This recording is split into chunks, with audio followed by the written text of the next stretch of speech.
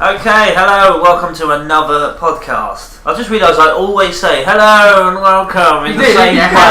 If you look at all our videos, every single one of our videos, hello and welcome, it's me with my voice. Yeah, but you haven't got your podcast Plimp Soul, so have you? That's true, I don't actually have. but Can't see him, but trust us, we have Trust us, we have. Every one of you guys has got plimp soles and I'm wearing these great big clunkers.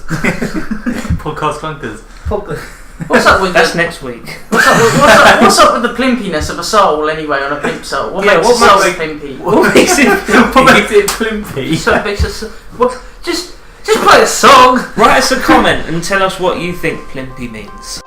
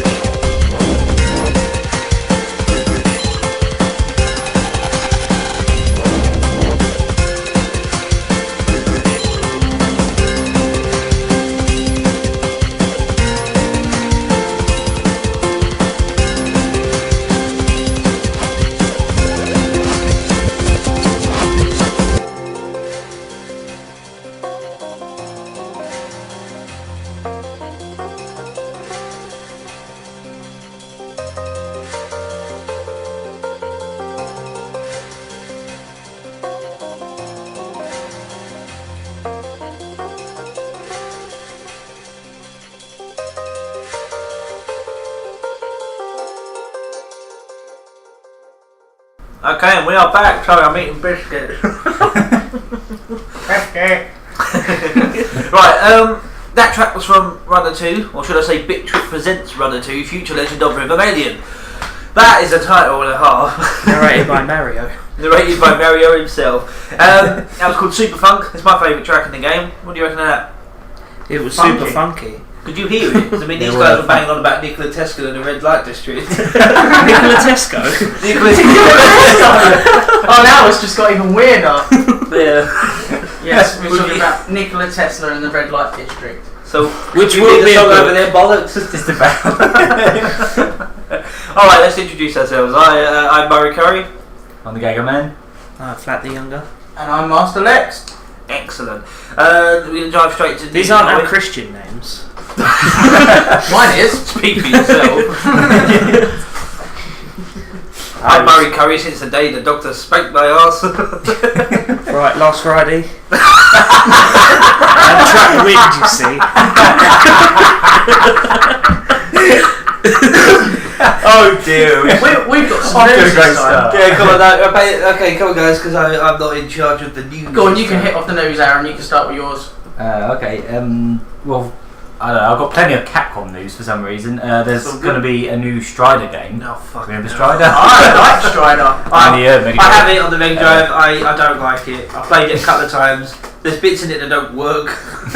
It is a strange game. It feels like it's kind of half. I don't know. Yeah, I thought it was a bit wonky. I don't know. Like everything sort of pauses and stutters That's in right. random places. But yeah, There's the a new bit one. I always get to when there's like a door that doesn't open if you don't approach it correctly. I think that's the ice. That second level. Yeah. Isn't it? The ice one. It always felt to me like a game based on a film, but the film never existed. It's like they pulled funding for the film, but not for the game, so it's like, whatever. So yeah, there's going to be a new one. It's going to be a downloadable game. It's like a 2.5D game, so it's pretty similar to the Similar original. to the PlayStation It's going to be one they did. it's going to be on PlayStation 3, PlayStation 4, Xbox 360, and Xbox One. And I'm not sure about Steam. It might be. I'm not entirely sure. It's been developed by Double Helix, who are also making the remake of Killer Instinct for the Xbox One. Okay, yeah. I don't really know what else they've done before that.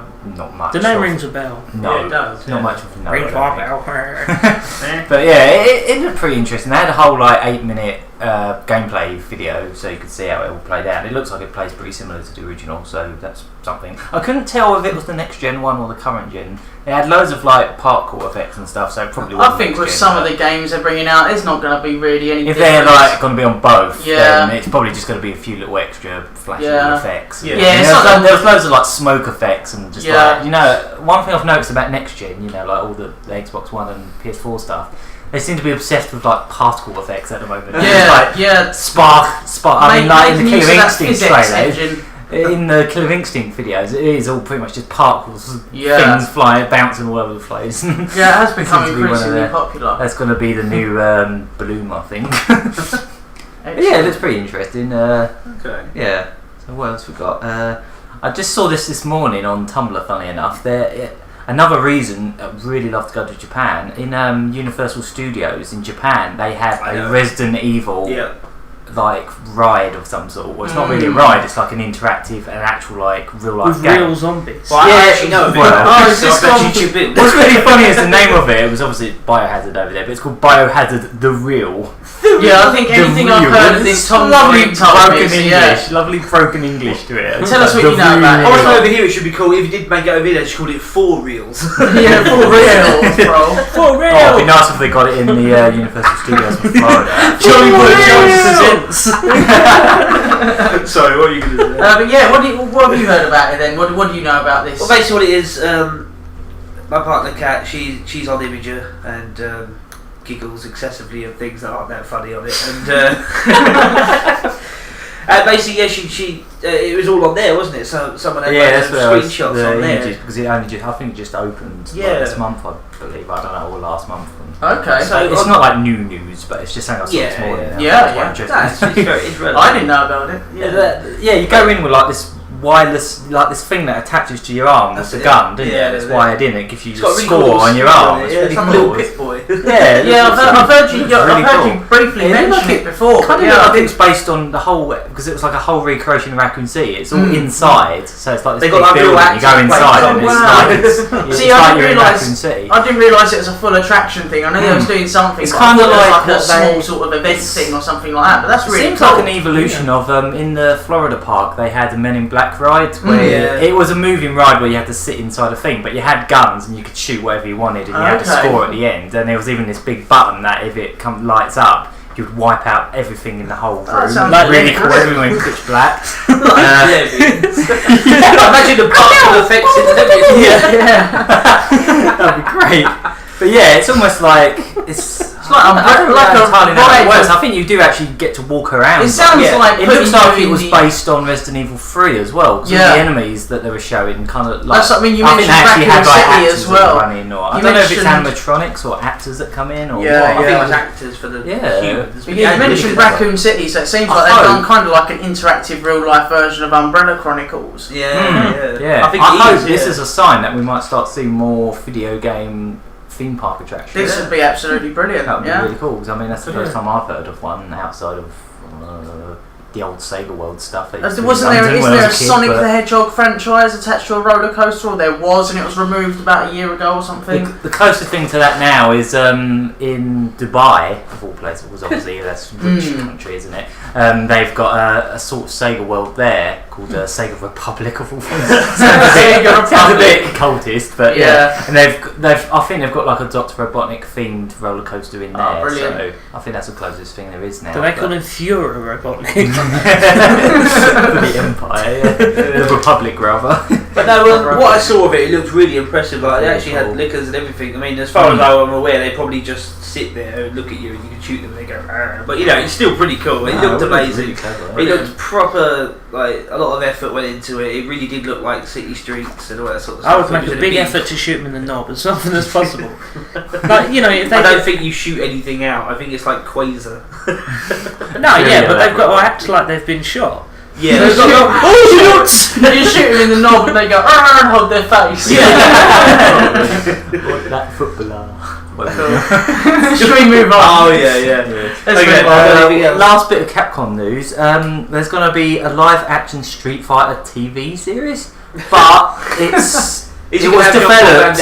It was originally a fan film. I saw this fan film. Yeah. It was actually really good. I saw that. Mm-hmm. It's going to be called Street Fighter Assassin's Fist. Or I don't know who the who the assassin is or who's fisting him. What's the kid who used to do stuff on Fox Kids? He got quite famous off the back of that. Okay. I didn't have that channel. It's like John Woo. It's a similar name to that. John Possibrew. John Possibrew. Yeah, no, it's some kid who used to do it. You remember Tom, right? Was he the one who used to turn up and do all the ninja things? He just used to wear a karate gi and look at me, I'm doing a butterfly or kiku, and just do a bounce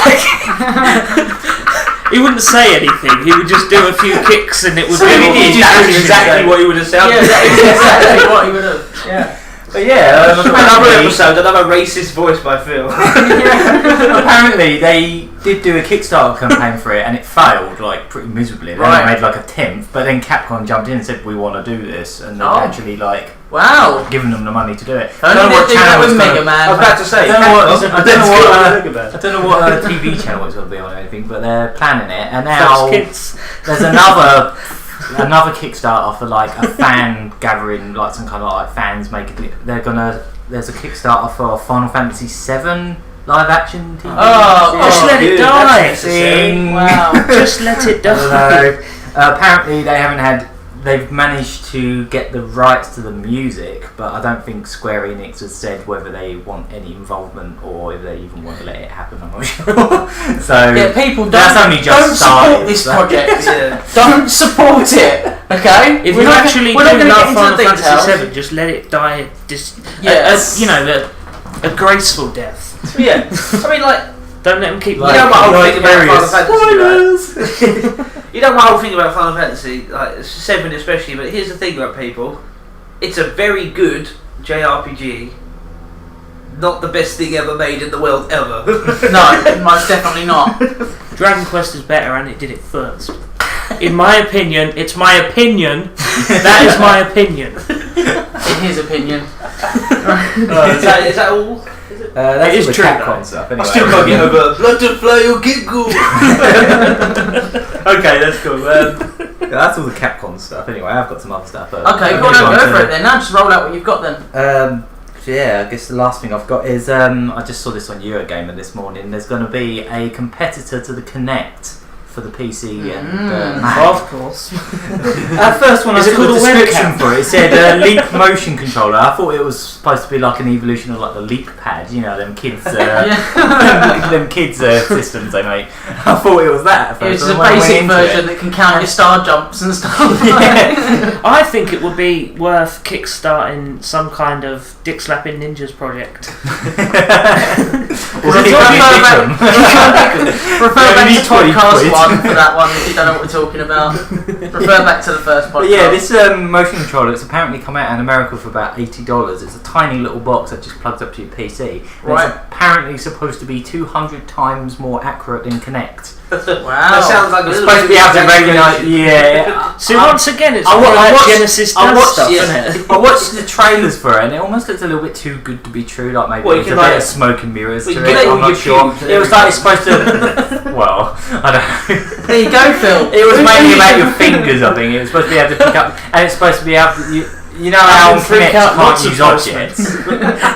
Sorry. You know on Kinect you can't use like objects. Yeah. It's really dumb to be honest. But they had they were showing demonstrations of like someone like drawing with a pencil in the sky, and it was actually like writing out. And he was like showing he was writing his signature multiple times. That it was coming out really accurately. They were showing people playing Willys like Fruit Ninja and all that kind of stuff. So it's kind of interesting, mainly because not only are they planning it for PC, they're also looking to get it working on. They're also looking to get it on Android, iOS, and Ouya.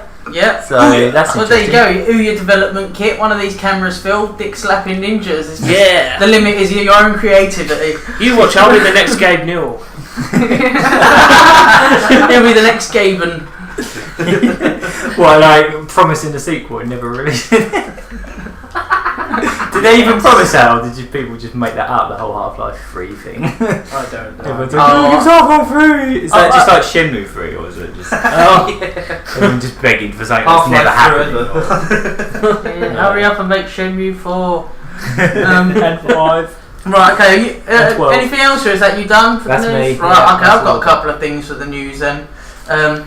Shigeru Miyamoto's turned around and made a statement which basically implies, or near enough confirms, that they're going to be doing DLC for Pikmin 3. Yay, Nintendo are doing DLC. Nice harmony. They catch it up. Yeah, that's the big point in this story. It's one of the very few times that Nintendo bothered to actually make an add-on for one of their games. First one was just recently they put out that new Super Luigi U, didn't they? It was like a whole expansion pack for New Super Mario Bros. U. Well, it's the year of they put it out as a retail disc for about £20, but then you could also just download it and which is good for me. Okay, it was sort of like, you know, the Japanese Mario Bros. 2 with like the harder levels. It was basically that. Excellent. It was just like a time that you only get like 100 seconds in every level. And it was like shorter levels. Nice. So it was like a hard mode for that, so that was kind of cool. So yeah, they are starting to finally get into DLC. So hopefully that might be something they might do for the next Smash Brothers. And other stuff in the future. That would be nice. Yeah. I've been playing as Luigi in the Smash Brothers game since. Well, I never really had the N64 one. He is a powerful character. I've been playing as him in 2 games. Right. Okay. Couple of things that you can check out on YouTube. Well, I say a couple of things. Amongst all of the San Diego Comic Con videos on YouTube, if you dig around and have a look, you will find somewhere between the cracks of piles of people talking to the camera and not giving you any gameplay footage, you will find an Assassin's Creed 4 video, which is like 13-14 minutes of open world gameplay, seamless. And yeah, it really does. It portrays a good inner working systematic look at how the game's inner working systematics look. Were they showing it on current or next gen? I'm not too sure. It looks like it could be running on current. It does look like it could be running on current gen. Because to be fair, some of it is going to be the ones that are cross. Yeah, as we said, the ones that are like cross generate, both generations. Is probably not going to be. They're probably building them for current and then up. Yeah, that's what I think's going on. I think it's very important that at this time that they don't take games like that and undercut the current gen versions of them and make them look crap by putting them next to I something. I know like, they need to sell the next gen, but at the same time, Yeah, they don't want to make like you say, you don't want to make a downgraded version of a next gen game. You want to make an upgraded version of a current gen game. Yeah, the next gen. Yeah. So it looks very cool. Go and check that out. My next thing I've got on here is Assassin's Creed 2, free download for Xbox Gold members. Until the end of the month. That's a film. So you can go and pick that up until the month is out. If you're an Xbox Live Gold member, get that for completely free. And also, if you haven't already played it, if you haven't already played it, if you've only just I'll tell you what, Simon's grabbed it. He's never got it before. He's happy with that. He's really upset that he missed out. Fable 3. Yeah. I feel really bad about it. I know I'm going to miss out on. It's currently 300 points at the moment for Street Fighter 3 Online Edition. I'm going to miss out because our internet's still down, and it's going to be for another week at least. So unless I can get it by next week, if the Capcom Sale is still on, I'll be able to get it, and I'll be happy for a year.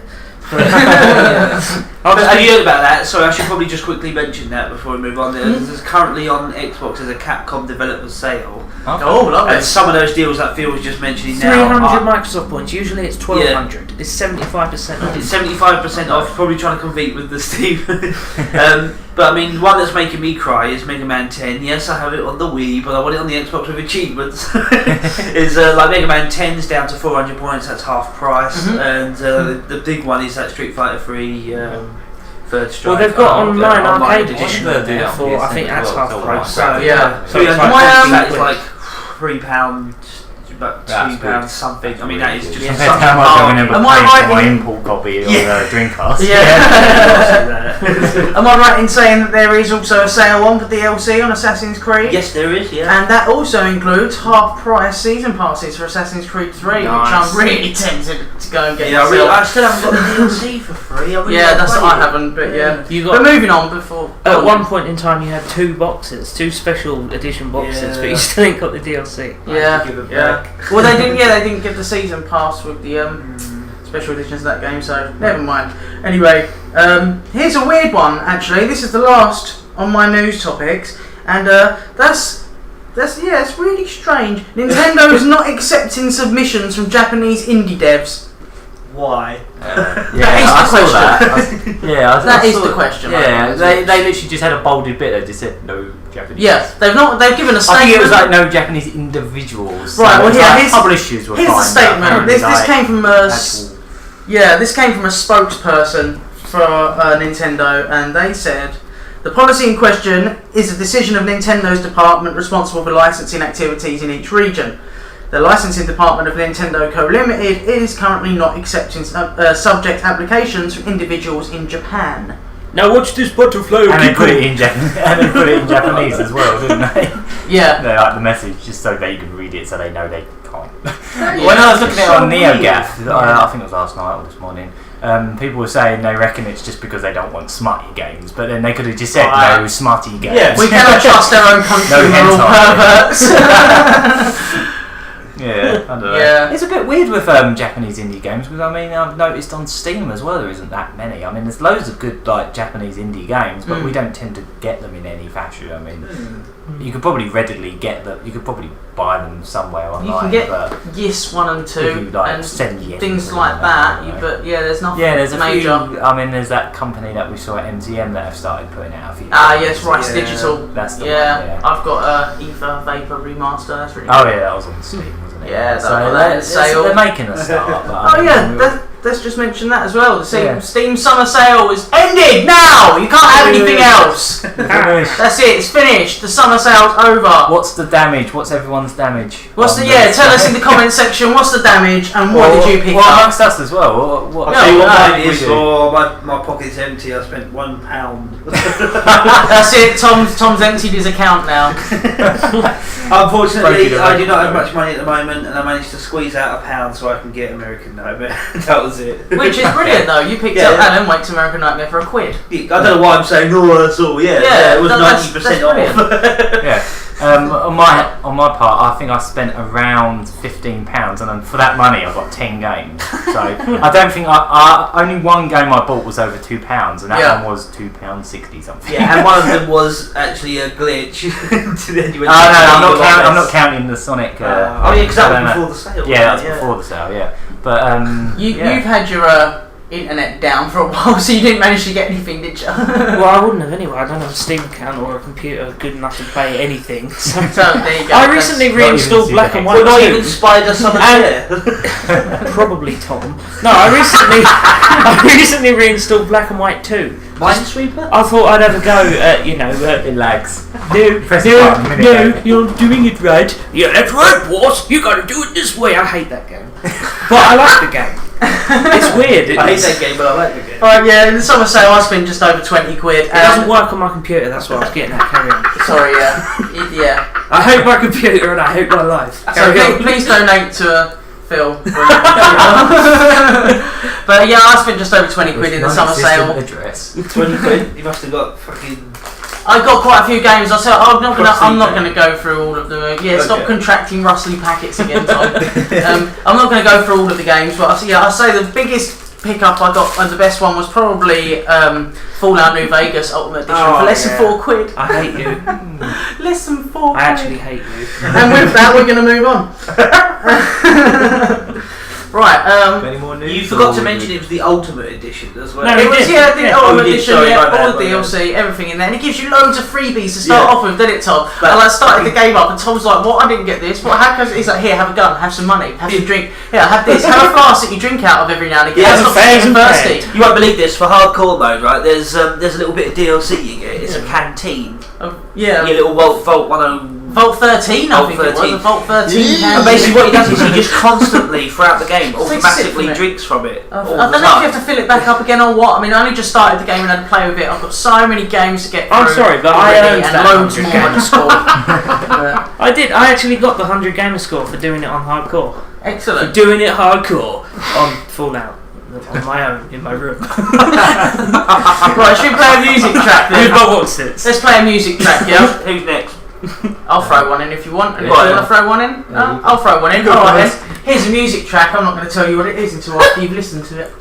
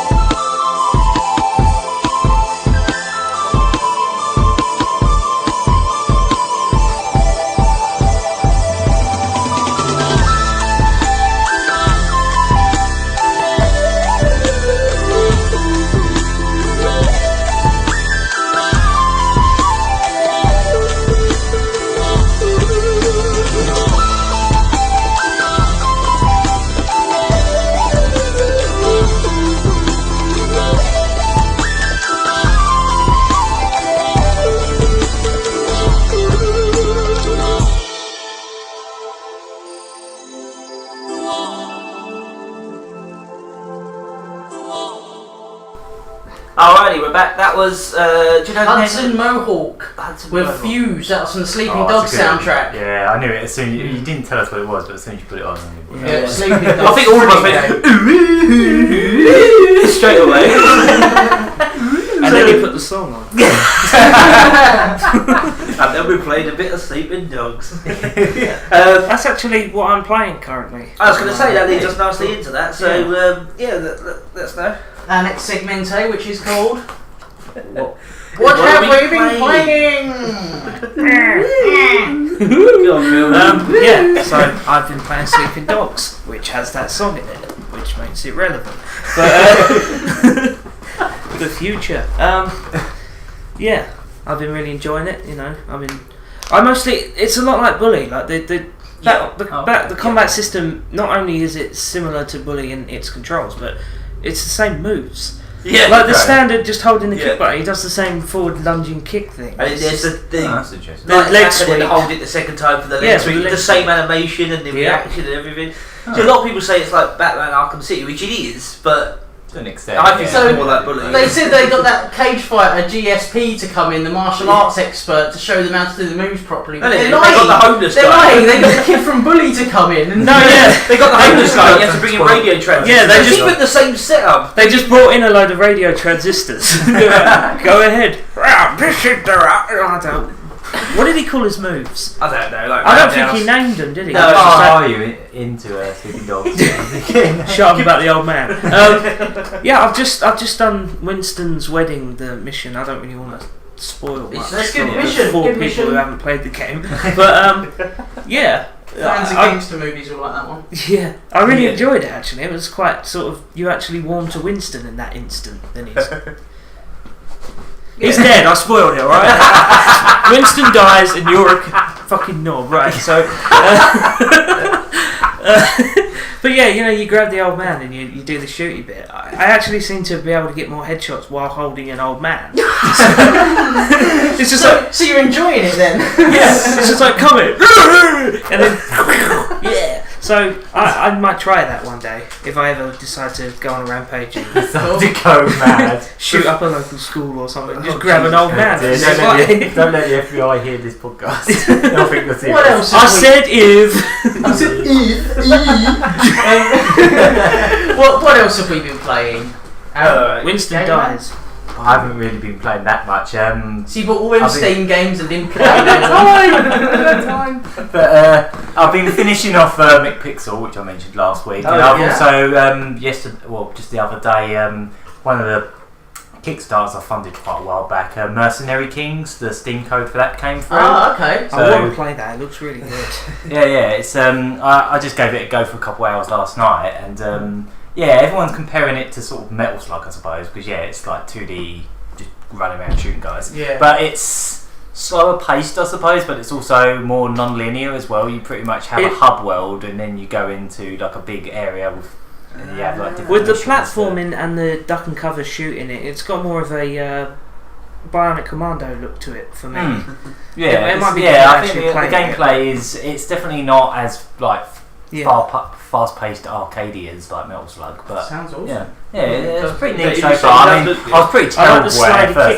They give you like a Mega Man style slide kick. Yeah, you kind of you just like pick a mission and they give you a time limit and they give you this big non-linear area. I found it a bit confusing at first getting around the level because there's areas where you can drop down and you get stuck and you have to go back round and all that kind of stuff. Yeah. But the only mission I could actually finish last night was one where you actually had to just kill so many snipers, whereas the other ones I wasn't sure what exactly I was supposed to do. It was like when I had to rescue someone, but I couldn't find the person in 20 minutes. I had 20 minutes to do it and I still couldn't find the person. Yeah, you got to go through all the maze-like level. But yeah, I'm definitely going to give that more of a spin in the week and whatnot. And I'm just finishing off McPixel at the moment. I'm just unlocking all the like final levels. There's this one level where there's this really bizarre one where you're because there's a whole section of levels based on other games, and there's one with Mario, and obviously the first thing you're going to do is pick up the mushroom and give him the give it to Mario and see what happens. He doesn't grow low, it just goes all trippy and he turns into this weird spaghetti thing. I'm going to have to take a screenshot of it on Steam because it's just really bizarre. And, like, he makes this blob appear out of him and attacks a Ninja Turtle or something. I don't know, really bizarre. And then when that happened, I won 3 games in a row. I solved 3 in a row, and it went into a bonus round, which was just all glitches. And you were just supposed to click on a glitch, and then the glitch happened, and then it said you lost. And this game's really bloody bizarre, but I love it. It's such a while weird we're game. still on the subject of what we're playing, I can't believe I forgot to mention. I've completed Bioshock Infinite. And just wow. Starting up the game, I was instantly hooked. A lot of people were, but I don't know, like playing through it, it was good, it was fun, but there were moments where you get quite frustrated with like the lack of being able to see where the enemies are and just getting swamped. But you do get used to how to combat in that game. But my god, the ending is just incredible. It is a special ending, isn't it? I think one of my favourite things about what I haven't played it yet, but I know one of my favourite things I saw from gameplay footage was you get an attack where you just sick crows on people. Yeah, murder of crows. That's quite early on. I know the original Bioshock had like bees, but crows even better. Just attack people. Nah, some of the things you can They do. should have it so you just attack people with seagulls in the next one. Bioshock South End. Yeah, exactly. What have you been playing then, Tom? Alright, well, I've been going back on Runner 2, not only because I've been capping footage for our review of our next episode, which is coming out around about the same time as this podcast. If not before, which would be weird. Well, I hope it will be before, actually. Cosmic! But, Young Ones reference. Yeah. It's in post. It's in post. It's in Paris. And, also... No, Young Ones, only Fools and Horses. Whatever. Rodney says cause bloody Shut up! I didn't give a toss when you did it the first time. But and yeah, it is Rodney. I was going to say, not only am I playing it because it's kind of relevant and I've got the footage and I've carried on playing it, but also because a little while ago, I mean, you guys probably already know about this, but I got 30 hours in. I got 80 out of the 100 triple perfect pluses. It took 30, nearly more like 35 to 36 hours in. I was on the last world, and then my data corrupted when I changed the costume, and I had to start again. So What a fucker. I've been doing that again. I've been, I think I'm about over 70 odd levels done now, so I'm nearly done again. No, my luck, it will happen again. But it's such a great little game that because I've left it for a few months to come back to it, it's like playing it, from scratch again. You don't remember all the levels and the intricacies and everything like that, and you get back slowly into practice with it, and it's just timeless. It's a timeless game. I can play it over and over again. If it keeps crashing on me like that, it probably will. That's how they get you. Yeah, that's the new way of artificial. Extending the game. It's a bit like old games like Ghouls and Ghosts where you had to beat it twice, but now it doesn't actually let you see the ending the first time. It just goes back to the start. Yeah, it just goes.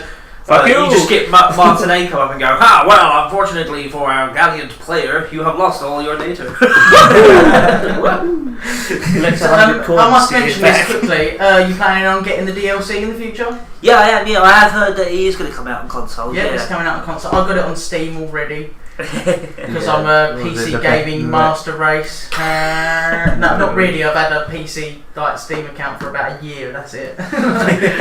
I'm in no standard part of the master. But race. the DLC is brilliant, isn't it? What's it called? The Friendship Pack. It's the Friends. Runner 2 Friends DLC pack or something or other. Yeah. But yeah, it's got some brilliant people in it. It's got a dude from Cave Story. You've got Spelunky. Super bloody meat boy. It's got Dr. Fetus. Dr. Fetus from Super Meat Boy. Awesome. Yeah. You think it would be Super Meat Boy? Yeah. But he's waiting for you back at the end. On Steam, if you're part of the master race on Steam, you also get Atlas from Portal 2, one of the multiplayer robot characters. That's right. You also get the guy from Psychonauts and Invisible Commander Video. Yes, Invisible Commander Video. Very difficult to see. What have you been playing? Well, I have actually been playing Hotline Miami. Oh, yeah. I picked That's on my backlog, so. Do you know what? The reason why I picked it up is because of the amount of talk and awards and stuff it got, And I mean, we see it at Eurogamer when we was there, and we was like, didn't actually get around to playing it, did we? What the heck is that? Help me, Hotline Miami, me. And we just walked on. People with my it was like, that sounds absolutely crap. Oh my god! It sounds like a sex line. Yeah, but the thing is though, how fucking idiotic it was to just pass that up. I must admit, like, because I thought I'd grab it on Steam in the sale. It was like £1.74. Yeah, I thought, okay, for a game that everyone rants about, I've now got the opportunity to pay less than £2 and play it. So I thought, I'm going to grab that. So I got it, and oh wow, it's really trippy, weird sort of atmospheric storyline. I'd say play it in the dark on your own. It's not a scary one, but just to get the feel of the very bizarre atmosphere, and it's really really really fun actually. Yeah, you go in rooms and it's just about clearing out the rooms and smashing people's heads in as efficiently and quickly as possible. To me. Yeah, well, do you know what? The view it is like that, but there's more detail in it than that. It has that feel, but you do get a lot more enrichment from the actual visuals. It's almost like an instant arcade version of like GTA. That would. Yeah. Is it the one where you go through buildings? Yes, you do. Like you get to a bus. You clear out the floors. And it's got it has a very crazy storyline. It's really hard. It's really gory as well. Well, in between killing people in these you're going and clearing out Russian mafia, right? And that's why the title screen's written in Russian. I saw that. Yeah. Right. Yeah. You're actually going around clearing out Russian mafia. I'm not going to I do know the full story. I'm not going to mention, but anyway, that's the basic premise of it. Yeah. So you're going around and you're battering heads in and stuff like that. But in between the small stages, which they get a bit larger each time. Sometimes they get extra floors put to them, and they get more difficult, and people with harder weapons and different techniques to beat them. You actually have to visit this person in between these stages. We don't have to. It's like a little cutscene. He's a guy who appears in all these different service providing shops. Like he's in a convenience store, then he's in a pizza parlour, and then he's like in another restaurant, and you go around, it's always the same guy. You just randomly walk in there to get something to eat. He's like, hey buddy, you can have whatever you want, but your order's here. So he's always telling you can have what you want, but you always pick up a specific order that you've not ordered. He already knows you want. Now there is a theory going around the internet that is kind of implying that he picks up some sort of bag of drugs to get off of his face in between going around, and that would explain his fearlessness in just whacking on an animal mask and going into a room full of mobsters. So it's not really a game to be able to explain though, to be honest with you, but it was definitely worth less than £2, and I can see what the hype is about. It's really good. Excellent. Okay, on that note, I think we're gonna have another track now. Chuck one of mine on. I've just got a remix. It's like a Mega Drive version of a SNES song, so I'll just chuck that on. I love those into console remixes. They're really cool. Alright, well tell us about it after this. Yeah.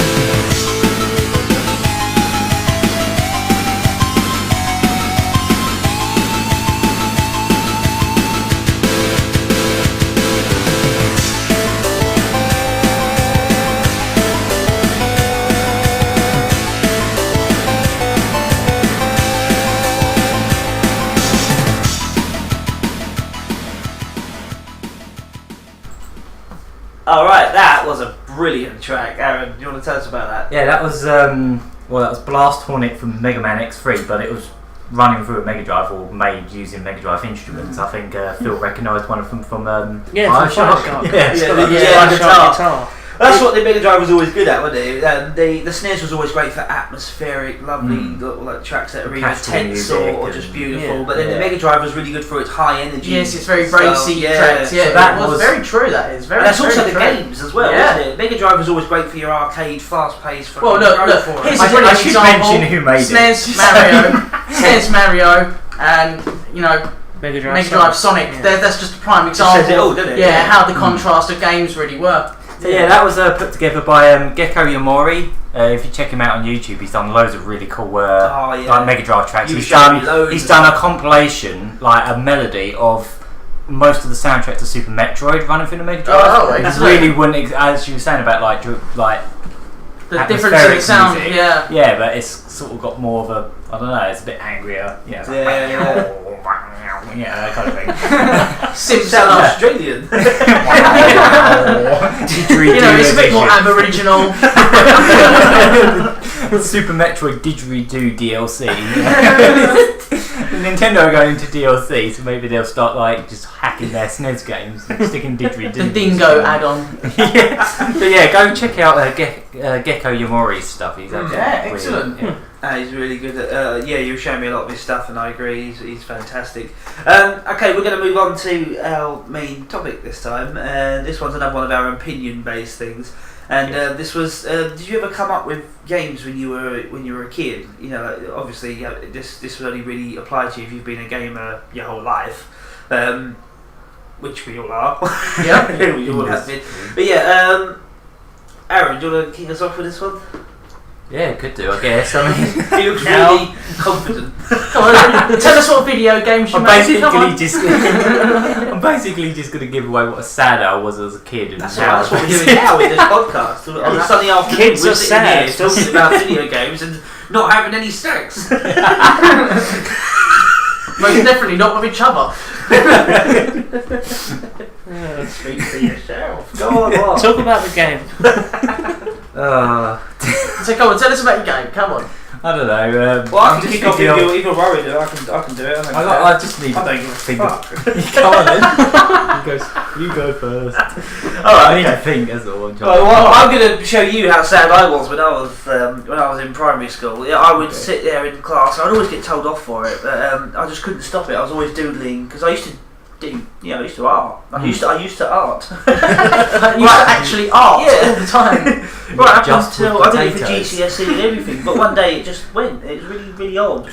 I remember you always had You used to love when you first started playing Flashback years and years ago. You used to love during the just people holding guns and like little. I could maybe mention before as well when you had RPG Maker when you was a kid. Didn't you used to get in trouble for the graph paper, drawing your own maps and tile sets and graph paper? That was all my high school years. That one.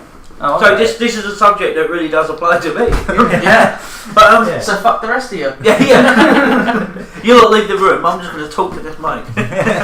Don't go anywhere. But all the way through primary school, in particular, I was always doodling and getting really into it. And I just have like I probably still have some of them, just reams and reams of just paper with just weird doodles on. And I think one of the first sort of games I come up with was some kind of weird, crazy noises outside. It was like some sort of weird mix between Micro Machines and a more platformy game. Okay. I can't really think of anything to apply it to. No, but I think there was a PlayStation game by Codemasters called Micro Maniacs. That was pretty much that same thing, isn't it? It was kind of like that, but it was more of a platform game, but it was based in a world that was similar to Micro Machines. Oh, so okay. I know. It was like little miniature toys that coexisted with humans. Okay. I'll say the premise. Yeah. And it was called. Here's the highly original name. It was called Microworld. Oh yeah. And sold. Wasn't there a game like that on the Dreamcast? Toy Commander. Yeah. Commander, that's it. Yeah. I always remember that for the cat poo. I remember playing the demo. And the cat's having a shit. That's nice. So we've just gone back to last week with the dinosaur poo. Now it's cat poo. Alright. But I do like you could shoot it, it would go all red and start smoking. Tell us about one of your RPGs you made, Tom. Oh god, I come up with so many, didn't I? In high school. Go on, just pick a random one. I'm trying to remember. Now, hurry up. There was one I particularly remember that was quite funny. I don't think I had a name for it, but it was sort of Cowboy Bebop inspired. It had like you were in a big spaceship at the start, and one of the things I was really proud of, I don't know why I was proud of it, was I found like a good chipset that had spaceship interior, but it had like a vending machine. And I made a big point of making it a pot noodle machine. And it was back when pot noodles were doing the bacon flavour, the one that got banned because everyone said it gives you cancer. Do you remember that? No, I don't remember that. You remember the bacon flavoured pot? Yeah, I remember they had those. Lovely, weren't they? They just disappeared, didn't they? Well, the news was like, it's got something horrible in this particular flavour that will kill you dead.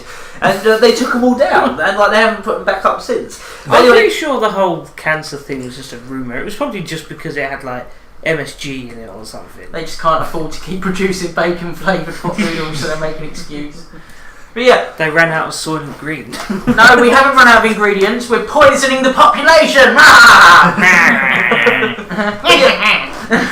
So basically, it's like, I don't know. That's the kind of idea, you know, when you're a teenager and you think your humour's really hilarious, but it's like, oh, I'm so low random, aren't I low random? So I was penguin spoons. When didn't even exist. Sorry, when I was a teenager, they didn't even exist yet. Yeah, well, no, but you had that kind of humour. Yeah. But you didn't say, "Low, I'm so random." Yeah, you're right. That came about a little bit later on. It just wasn't funny. You were just you were just being random and stupid, and you thought you were so funny. Yeah. It's like I said about having loads of like. Oh yeah, Linkin Park. Yeah. Oh god, I went through a phase. But sorry, coming back to the topic. Yes, the RPGs, that's just quite normal. But I'm thinking more about my ones in primary school, which were like drawings and ideas. Another one that I really liked was called Bang and Bang. I know this is going. Remember, I was about 8 at this point. Yeah, is this the precursor to Kick 'em and Dick 'em? No, it was called Bang and Bang Trolley Racing, and what it was, it's like we used to run. Remember when we were kids, used to run around with shopping trolleys. Before Jackass even though. Before we even watched Jackass. They stole it from us. Yeah, man. They came to England and stole and free running. They stole free running from me. I front flipped off of the changing thing over the field onto a pile of sand before anyone else. But yeah, what it was like, I think it was kind of There's that Love Film guy again. Just breaking through. Sorry. I know this sounds a bit funny, but I think I was kind of ahead of my time, because this was like Mega Drive era, and basically what it was, I would sit there and draw, and I loved it. I wish I still had some of these drawings. Some of them were good, some of them were shit, but some of them were really good. Basically, there were shopping trolleys. But like the point of the game was you do them up. This is why it's a bit ahead of its time, because like we weren't really doing this kind of thing. It's like Need for Speed. Basically what it was, I drew all these pictures of like trolleys with like bits of wood all over them, and like roofs on them, and like proper steering mechanisms. Trolley bangers underground. That just sounds like Tommy. It sounds like tramps in the subway. But yeah, so I was really proud of that one, because it was just like simple routes that were always in the middle of a city, down like down hills or places with lots of dangerous obstacles, like cars coming across the road and stuff. There was that one. And there was one more that I remember. It was a little series of games. It was called. I called them Train Street, because really original, I know, but that's because in Shoebury, we used to live down the road, and the same road, running parallel to it was the train station. Yeah. It was the Shoebury. You mean this road? No, there's a couple of roads down. No, but I'm saying this is the road with the train station on. Yeah, well, we're here right now. We're in Train Street. Yeah. The famous Train Street. So basically what I'm saying is that was my imagination, or lack of. Look out the window, there's a train and there's a street. Right, Train Street. No, you always had a very active imagination as it just wasn't very original. At least your ideas we wouldn't be here if you didn't. It sounded a bit more original than a lot of my ideas. I mean, obviously, as a kid and still a bit of a Sega fanboy and a bit of a Sonic fanboy as a kid, and that was pretty much what I was mainly drawing at first. Like when I started doodling stuff, it was. Well, I guess the first thing that got me drawing was like when I used to have to take an hour taxi ride every day to my school. And I used to draw all the roads, so I was like drawing all the cones and all the bloody roundabouts. You're not the guy who I invented the sat nav when I was about 5. You're not the guy who invented Sonic Chew, are you? Do not say that. You could be killed. Or I'll kill myself. That's an original character. Don't steal. But I used to mainly just like doodle up levels for like made up Sonic games, but then I started like doodling up my own ideas as well. Sometimes I'd just see, like, I remember having all the old Sega magazines, like Mean Machine, Sega and that, and I'd flick through and I'd just have some random game that I've never played and was never going to be able to play because it was like a Japanese import or something. I'd be like, oh, I like the look of that, I'm just going to draw what I think the whole game's going to be like. Because I can't play the game, I might as well just draw it and imagine what it would be like based on a review. That's how you plan a game. So I'm just playing it, but I'm just drawing it. I even used to cut out the characters. I used to make little cutouts of the characters so you could actually move them around. You've not got any of this left. We can make millions. I've still got tons of my album. I remember making one. It was like a comic book, but it was all levels inside, and it had a little pocket in the front with all the rings and a little Sonic that you could pick out and like lay them out if you want. It was so sad. And then it got to the point when I was in when I was in primary school. When I was in primary school, I was even just making up my own consoles. Like obviously, it was mostly like at first, like I was a Mega Drive kid, and then when like the Saturn and PlayStation came out, I was like, oh, I don't want to get another system. I just want to stay with a Mega Drive. But why are they making Sonic games for this bloody Saturn thing? I don't want it. So I just started making up Sonic games more, like even more add-on games. So it was like Sonic and Knuckles, but then funnily enough, it was called Sonic Adventure. But I made 3 of them, so I invented Sonic Adventure 3. But yeah, it was like an add-on to an add-on to an add-on. So there was like this big. Like Sonic Adventure 3 adds on to Sonic Adventure 2 and Sonic Adventure 1 and Sonic 3 and Knuckles. DLC. But yeah, did you invent a whiny shadow character in your Sonic Adventure? I don't think I actually had. I had a couple original characters like that. That were just like little I think I had. They weren't like really ridiculous things like. Did you ever do what I did when you were a kid, which was to try to? Because I guess I've just always had this irritated ego. But it's like, did you ever try and like put crowbar yourself into stuff? Maybe once or twice, but the not main character was me. I try to do that more now that I'm an adult. Get myself into stuff. Shit, that's what I do. Lucky hit. I mean, I would make up a console. And then I would write and draw whole magazines for it. I probably still have them somewhere. I think. Did you ever? I made up an ad when I had a Saturn. I made up an add-on for it. It was like a controller that you put discs into the back of it, and I ended up making whole magazines for it. Oh well. So that's what I did. That's what I was doing in primary school. I was just writing and drawing my own little fictional console. Games journalism. I even had an import section. I based it on like the official Saturn mag, and I just like made an import section and made up all these Japanese games, and then just had like all this weird gobbledygook that's supposed to be Japanese. Or like English. Yeah. Well, it was just like squiggly like lines for like the Japanese text. Pictures of Pac-Man and ghosts. And then when I was in high school, that was around the time because I didn't have a PC until just before I got into high school. Once I got into high school, I was like, right, I'm going to start. Well, the first thing I did was look online. You know, when I first got the internet on my PC, the first time I got the internet was. I actually had the internet on the Dreamcast before I did on a PC, so all my experience with PC was like at schools and that. But when I did get a PC, I started looking into. There was a whole community of people that make like Sonic fan games, so I just jumped into that, even though I had no idea what I was doing. I used this program called Multimedia Fusion, or actually it might have been the Games Factory first. But anyway, yeah, all these old programs called Games Factory, and I used to design. I tried to I did manage to make a few complete games. I made loads of little demos of junk, but I did manage to make a whole Sonic game. I have actually got a live stream of me playing it. I'm going to have to check that You're going to have to see it. It's so broken. I think I might have seen You may have seen it. Yeah. It had a really dumb name. I actually went through I was going through a bloody weeaboo phase. Oh yeah. So I went through a bloody Japanese dictionary and just pulled out a random word. So it was called something like Sonic Chudoku or something. I don't even know what it means. It probably means turned out to be, stupid. oh my god! It probably It means paedophilia or something. Some strange kind of fetish porn involving octopuses and vomit. I don't know. I think it had the meaning, but I don't know.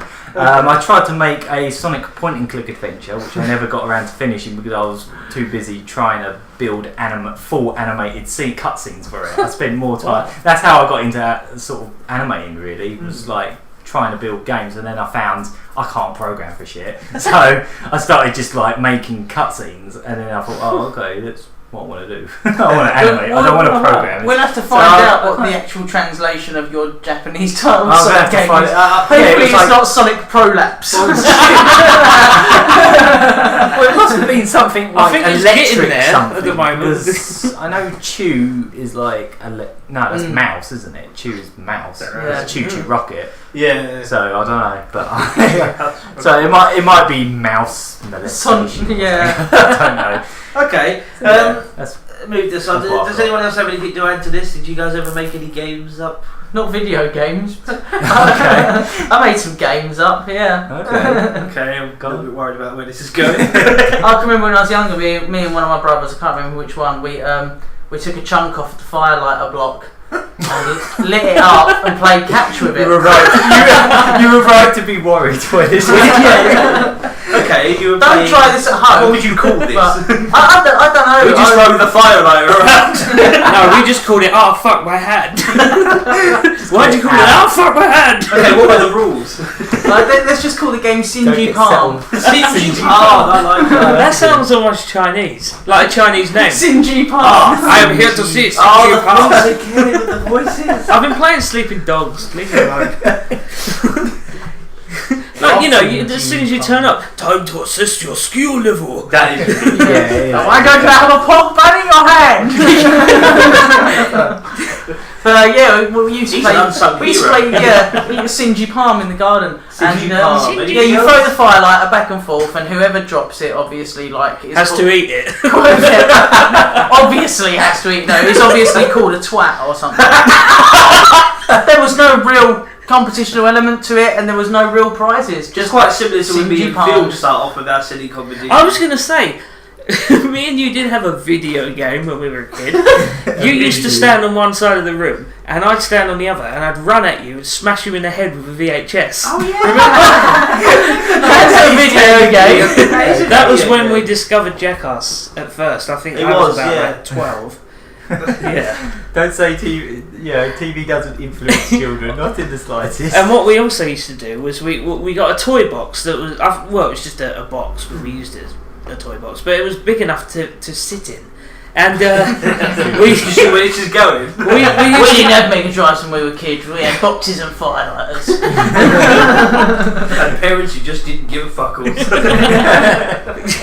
Yeah. Yeah, but I remember our brother Ben just going down. What was it? Like, there's a lot of old people near where we actually are now, you know. Oh, yeah.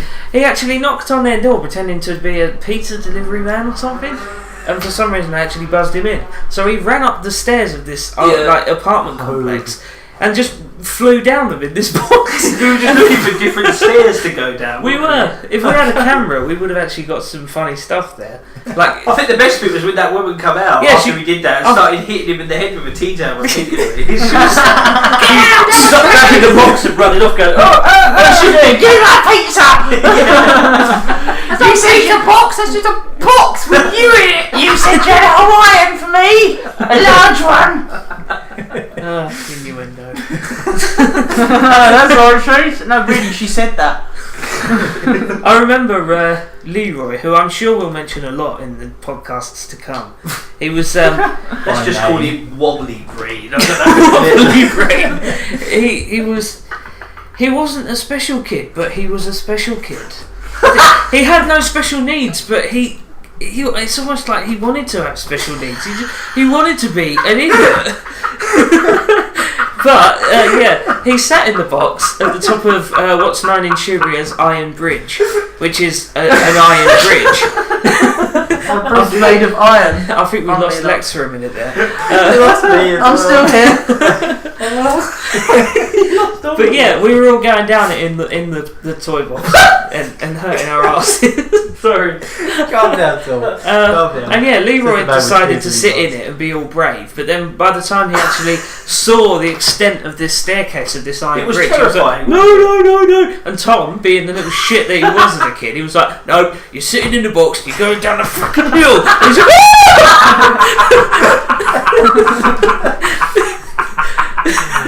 did he have any injuries? Did he have any needs after that? Alas, no. Is there anything else you want to tell the psychiatrist still? Sorry. Is there anything else you want to tell the psychiatrist? Your therapist has got a lot to answer for. That's topical. Right. Have we got anything else we can add on to No, this? I think we've covered the games we used to make as a kid, and we can talk about weird things we did in our childhood on another whole bloody podcast, I reckon. For now, let's have another track. Phil, should we play your one? yeah, this is actually one I made. Enjoy.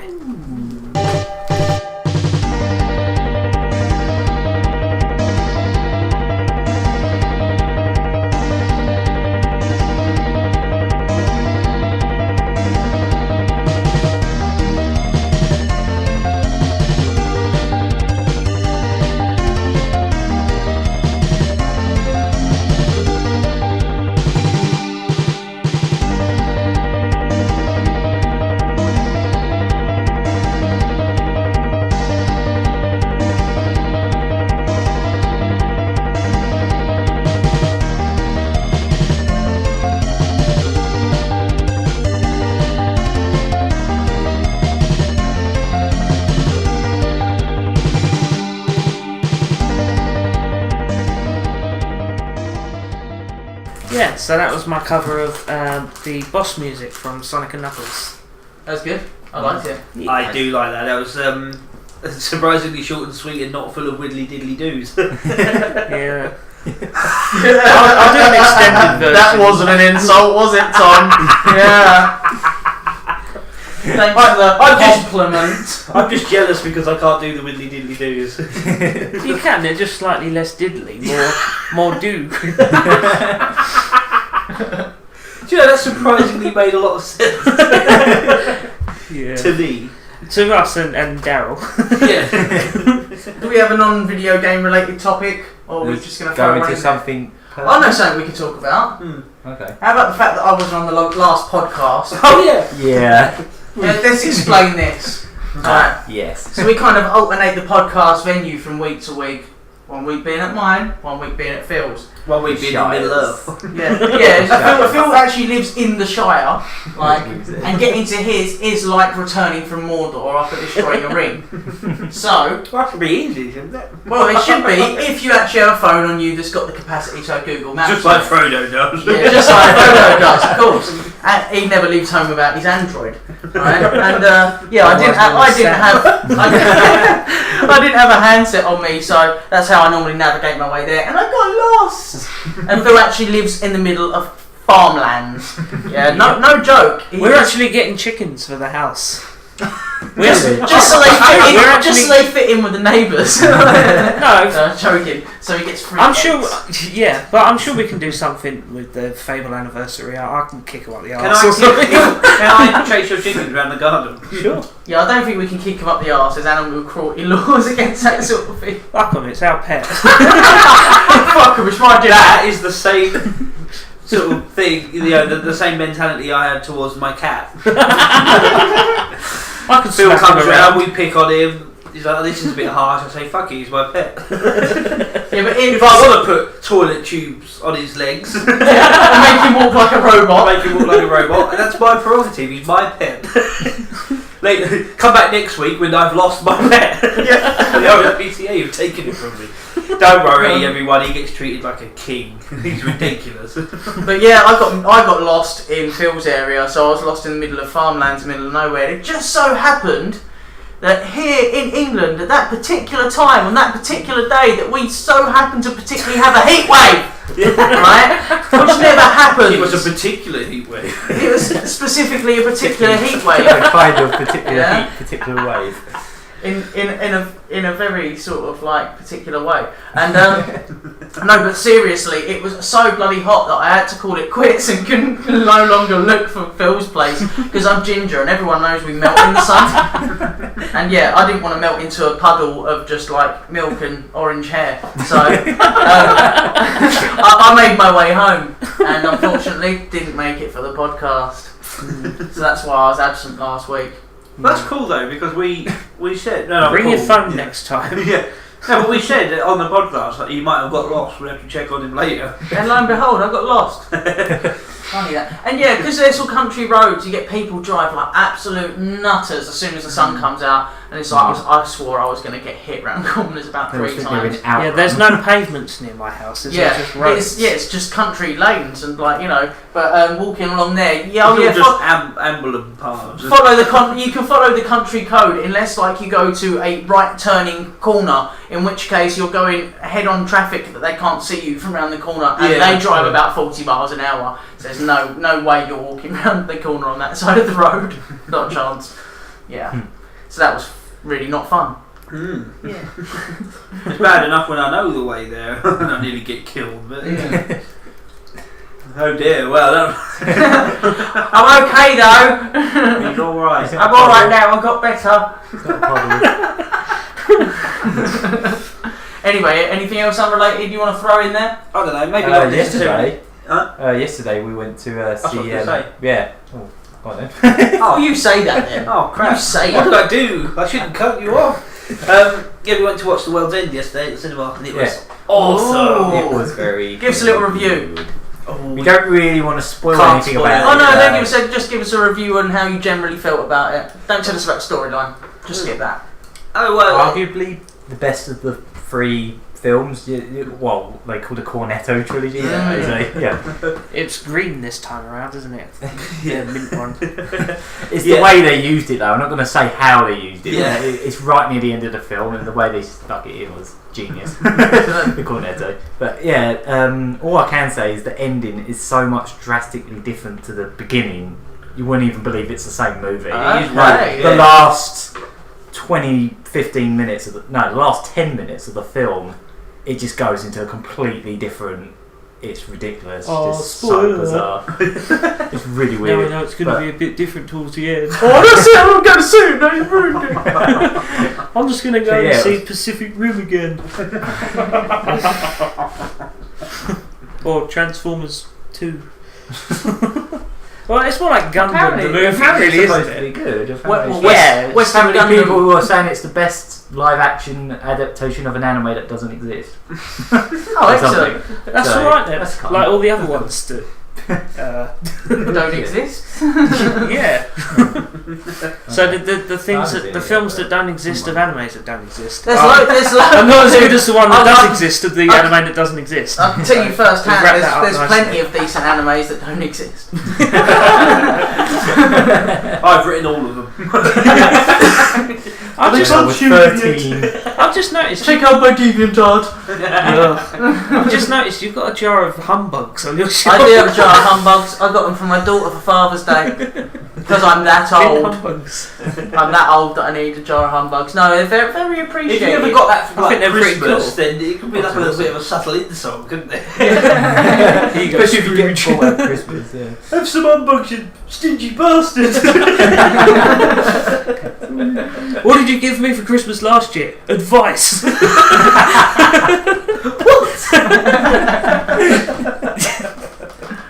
So yeah, basically, it's really awkward because you don't want to spoil anything about it because like saying anything about it would spoil it because it's that good. Yeah. That makes any sense. But I'm really glad I went out of my way not to watch anything of it. I was really annoyed when I saw a commercial of it and it was like a split second that showed a bit. Yeah. So avoid any media of this film and just go see it. I mean, some of the best if you like Shaun of the Dead and Hot Fuzz, definitely go see it. Yeah. I'd say it was maybe better than the other two. I'm not. I might need to definitely rewatch lives up to the again. mark though. That's the important It definitely question. completes the.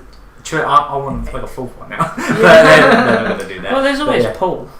Paul's good. That is a good film. I love it. It was alright. Yeah, it wasn't too bad. that's good. About halfway in, I thought it started to drag on a bit, but I thought some of the jokes fell a bit flat in that. But no, it was okay. Wasn't on par with like any of Edgar Wright's films. So. No, he is quite special. I like Skivvy Stoner Like the jokes. Scott Pilgrim. Something else. But yeah, that was great. Let's have another trap. Trap. Have another trap. Trapdoor. Not having one doing Stay good. away from that trap. Let's have another track, and then we're gonna wrap this up. Right, yeah, I'll play a track. I've got one for you. Oh, go on then. Alright then. Oh, crikey.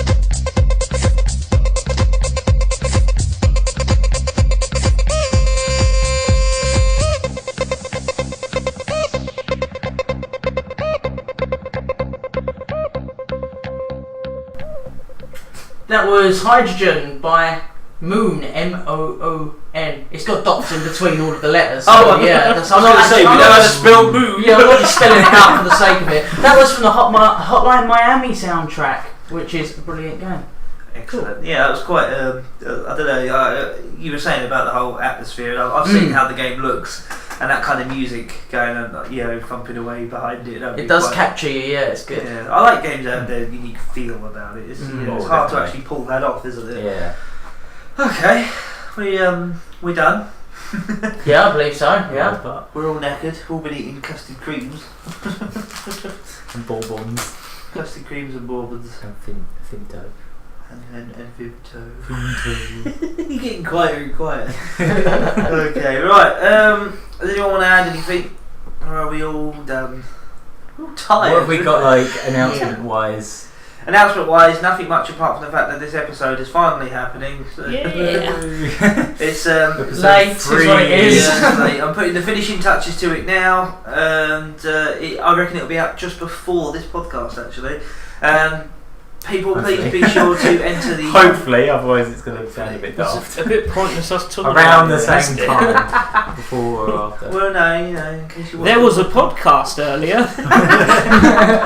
Remember? Episode. Oh, fuck it. Right, please be sure to enter the competition. You can win yourself a £20 online voucher for Insert Coin. Very, thank you very much, guys. And all you got to do to win is what? Can I enter? No, you're in it. He's not allowed. But all you got to do is you need to send in some artwork to us. That's going to be one of us or all of us or whatever. A group of your version of us as a Runner 2 character. Yeah, as a future alien thingy. future rhythm alien. Yeah. And one of the ones I suggested to people was to do Uncle Norm's Fanti with Coking, which is going to become apparent very soon. So please. Yeah, it's going to become apparent before this podcast. So that's going to be announced in the episode anyway. So yeah.